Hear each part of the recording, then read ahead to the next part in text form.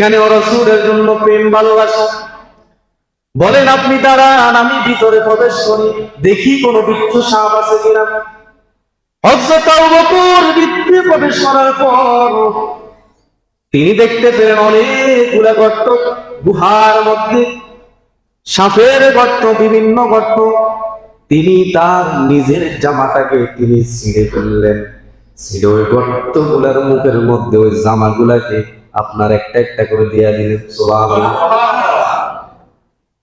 তার গায়ের জামা নাই।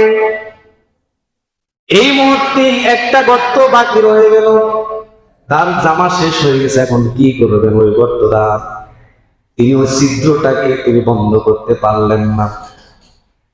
তখন রাসূলকে বললেন, আপনি আসুন, এটা নিরাপদ। হযরত আবু বকর গুহার মধ্যে প্রবেশ করলেন।